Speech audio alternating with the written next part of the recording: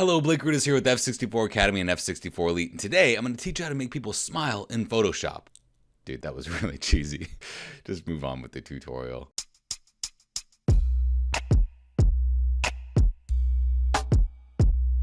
Alright, so just a little backstory here. My wife really wanted a photo for Mother's Day with us all dressed up at church. Now, this never happens because my wife serves a lot, I serve, and we never really think to just take a picture when we're nice and dressed up.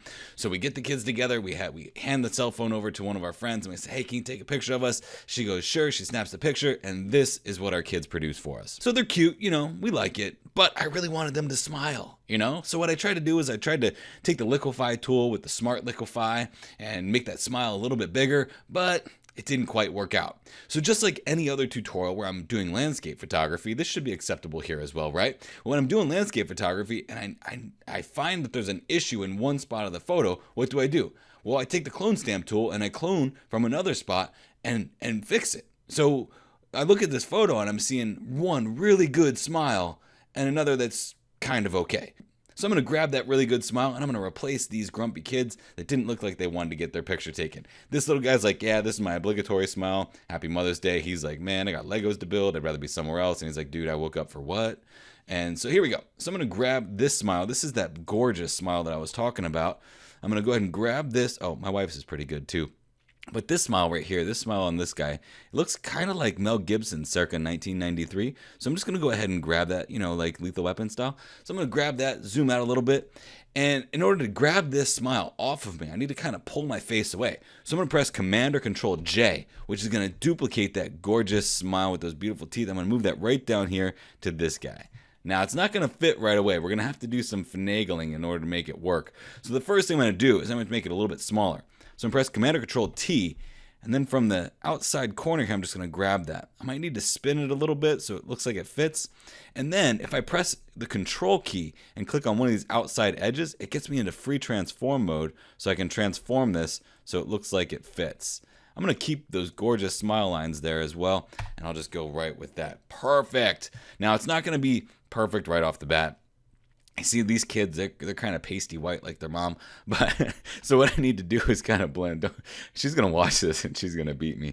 I'm going to go ahead and click on this layer. I'm going to press the mask tool, press B for my brush, and just kind of brush away that area and blend it in. Now, because I'm using a very soft edge brush here, it allows me to really get that blended in well. I'm going to keep those smile lines because they work out really well, and just kind of blend it in. Perfect. And then blend in just under the nose a little bit here. Keep his shadow there. And look at that. I mean, that is perfect. It's not really an issue. I was going to say something about the facial hair, but you know what? Eventually they'll grow into it. So I'm just going to go ahead and leave it. So I'm going to go ahead and click on this one, press Command or Control J, grab that smile again, move it right down to here. And I'm going to zoom in here. I'm going to press Control T. I'm going to rotate this around a little bit. Perfect.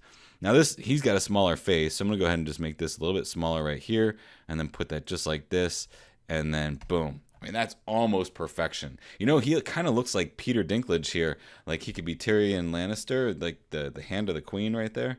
He is kind of the hand of the queen. He's our one good kid. I'm just kidding. They're all good kids. So I'm going to go ahead and just mask away this right here.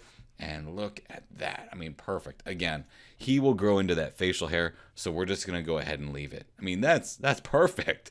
Okay, so now I'm going to grab this one. I'm going to press Command or Control J to duplicate this one last time. Press V to move it. Move this right up here to this little guy. Zoom in on that face. And look at that. He looks like a primate, a little bit like a primate. I could just leave it just like that. He's got a big old happy smile, but I'm not. Press Command or Control T. I'll make this a little bit smaller here. And it used to be that Adobe made it so that when you pressed and held Shift when you're in transform mode, that it would constrain the proportions. Well, now they went ahead and messed everyone up and made it so that you don't have to press Shift anymore. But for someone who's been in Photoshop for 20 years, I always press and hold Shift as I'm moving this to try and maintain aspect ratio. So that was a really dingus move on Photoshop's part, but we'll just go ahead and move this down a little bit here.